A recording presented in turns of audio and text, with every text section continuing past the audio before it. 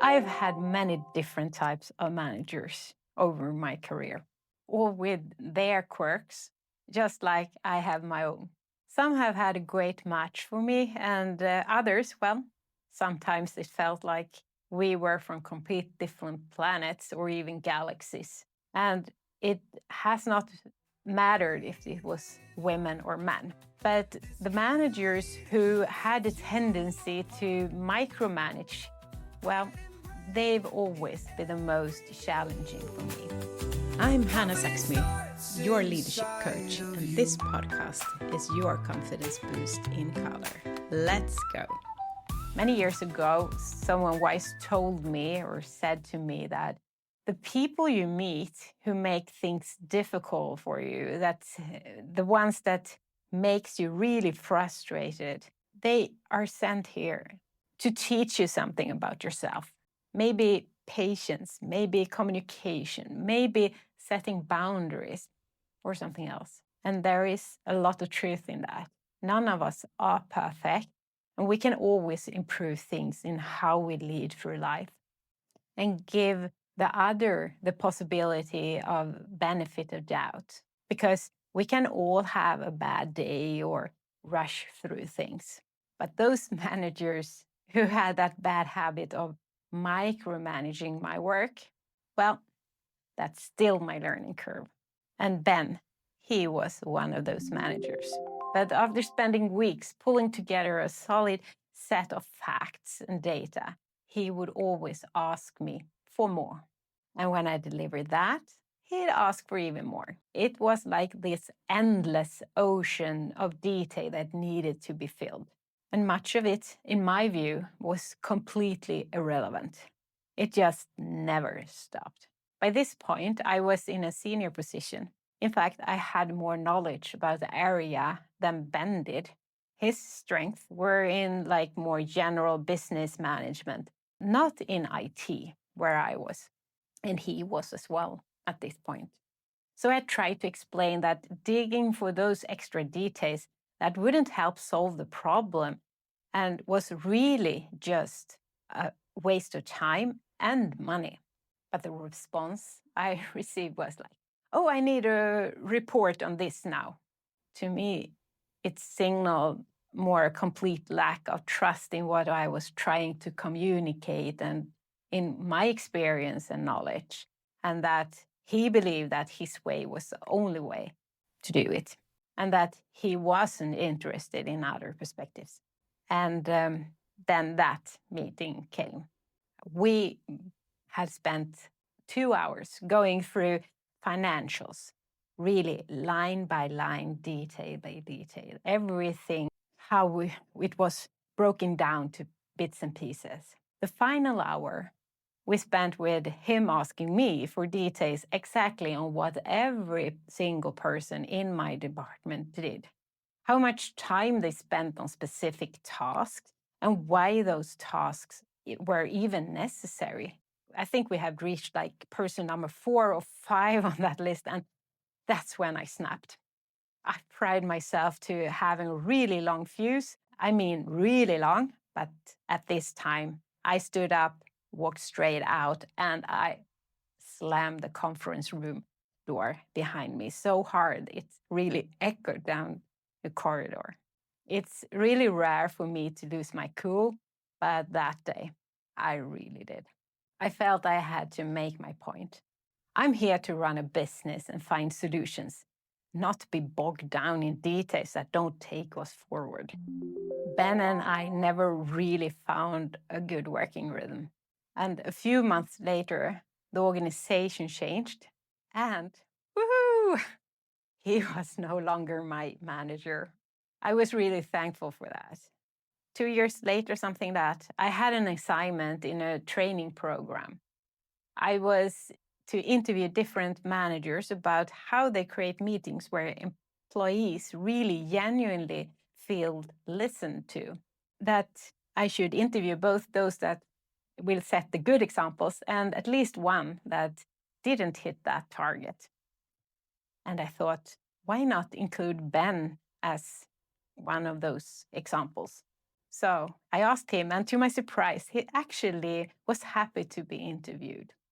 I went into that meeting with rather mixed feelings, but it turned out to be one of those most eye-opening conversation I ever had. In fact, it's still in my top 10 most memorable conversations because when I asked my questions, open, curious, from different angles and perspectives, something I could never have guessed came out. Ben told me he had often went into one-to-ones with a feeling of not being knowledgeable enough. That fear had grown as he moved into bigger and bigger roles. He feared coming across as uninformed despite his seniority. So his strategy was to fire off as many questions as possible to cover that up. His focus was actually more on protecting himself than on the person he was meeting with. And there I was, 2 years after our stormy history, thinking of if I only knew back then what a difference that could have made. And that was the day I truly understood the power of asking different kinds of questions, not just answering the ones I'm given, but also asking my own in return. And also, I repeated for myself that holding on to the assumption and the intention that everyone acts from a positive intention, even when it doesn't feel that way in that moment. Can you relate? Maybe you've also had that manager like Ben, or have actually, someone who's drives you up the wall with their micromanaging or seeming unwillingness to listen. Today's topic, as you might have guessed, is about asking curious questions and not just being good at phrasing them, but being aware of the intention you bring when you ask them. Because a question can open a door to understanding, collaboration, and trust, but it can also create defensiveness, uncertainty, and distance. It's depending on how and why you ask it. And yes, that little word, why. Such a brilliant question. Simple, easy, but it's also as volatile as dynamite. It can ignite very quickly.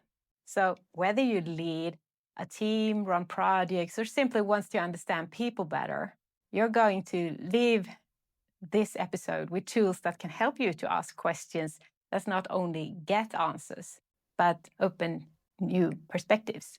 Right now, we are already at episode 17. Woohoo! And my intentions with this podcast is that you can take what you hear here and apply it straight into your daily life. That is, should be that easy and simple, so you can get value from the time you invest in listening right away. Because the better you lead yourself and others, the more results you create and contribute with. And like that ripple effect on the water. And I believe it will also bring more joy and color into your life. So I urge you to try out whatever idea comes to you from this episode, because otherwise it's just information. So let's dive into one of my client stories that are on the similar topic. Right now, I'm thinking about the client I worked with, and let's call her Sarah. She was rather frustrated with her manager. She felt that she wasn't being understood and that her manager, much like my Ben, was constantly down in the weeds, controlling the details. Whenever she tried to explain her point of view, it felt like though she were talking past each other. In one of our coaching sessions, we picked up a specific situation where Sarah had met her manager at a meeting, and it hadn't delivered the outcome she wanted. So Sarah looked at it from a different angle, and she realized something important, that she often went into those meetings with the goal of persuading rather than understanding. a bit like Sarah carefully wrapping a beautiful gift for her manager, taking the time to make it attractive, clear, and easy to receive. But when she handed it over to him and he got that gift, he didn't know how to open it. And the content, the message itself, never really got seen or heard.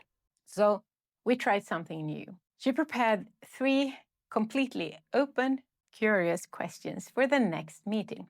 Questions she genuinely wanted his perspective on.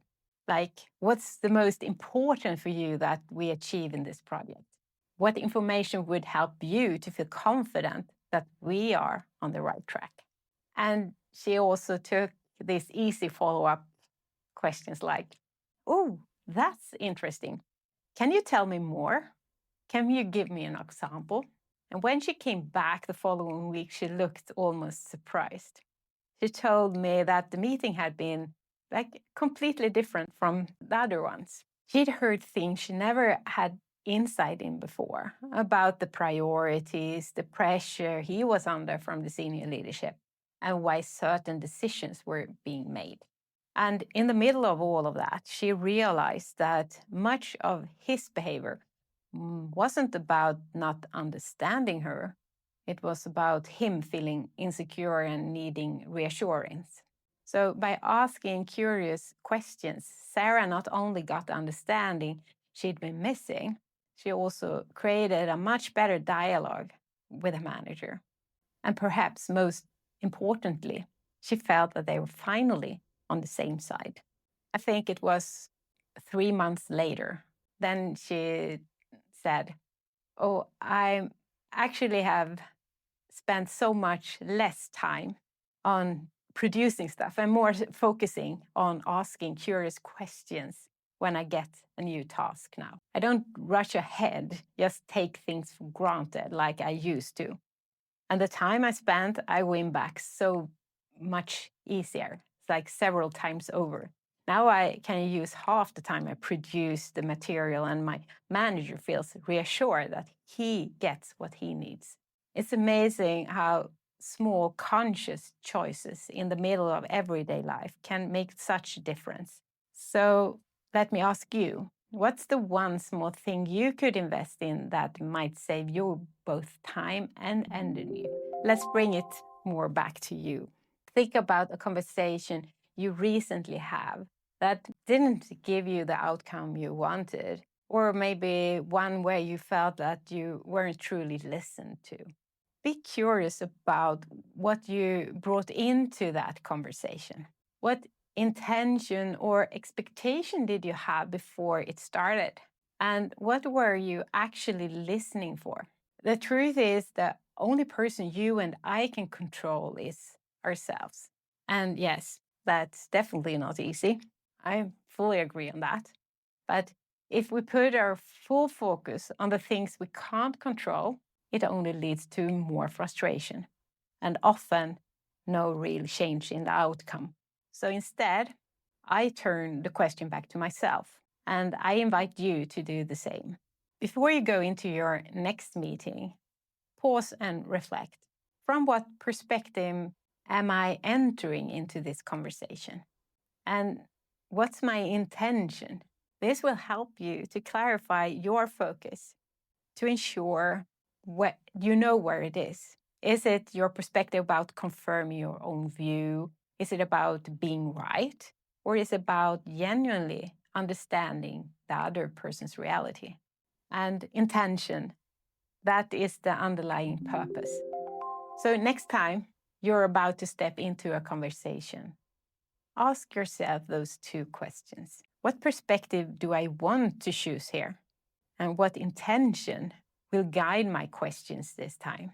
And how do I want to listen? To make it really effectful, also reflect on it afterwards. What have you learned? What could you do a little different next time? Is it check what was the intention that might needs to shift, or is it the perspective that needs to change? And that makes the difference, and why it's so crucial to be aware of it. The how you actually build the skill to shift perspective, to ask better questions, to read the responses. And that's something you can practice and develop over time. As a coach, I help clients with that exactly. And just like Sarah. And I can help you too. If you want to improve your way, how you lead yourself, your team, and your life, because the better you are leading yourself, the bigger ripple effect you create. So both my experience with Ben and from Sarah's story, it shows me something, that it's so easy to get stuck in our own assumptions about why someone is behaving the way they are. But when we pause and choose our perspective consciously and go in with like curious intention, completely new possibility might open. A question is never just a question. It's like a kind of gift, a package you can hand to the other person. If you choose the content with care and make it easy to open, it can build like bridges and create genuine understanding. But if the package is hard to open and it's not clear that it's even a gift, it might be left unopened. And I want to circle back to the word why again. As I said, it's a brilliant, short, simple, but it's also a dynamite. It can so easily be taken as a critical or confrontational, especially if the other person is stressed, in a rush, or maybe running low on blood sugar. It can ignite very quickly. So choose your moments with care when you use the word why. And if in doubt, reframe it a bit into something a bit softer, like, oh, that's interesting. Tell me more. Can you give me an example? We're now coming into the end of this episode for today. And as I said in the beginning, my intention is that you can take what you hear here at the podcast and apply it straight into your daily life.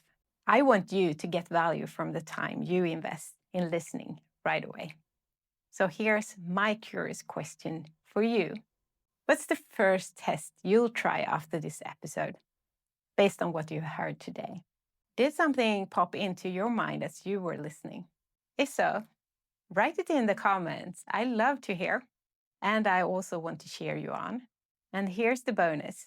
When you share it with someone else, you make yourself much more accountable to actually do it. And that's a great way to dare to test something new. If you haven't yet started following this podcast, I encourage you to do so. Every week I release a new episode to give you a confidence boost.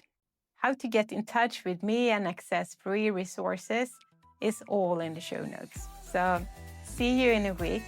Until then, be confident.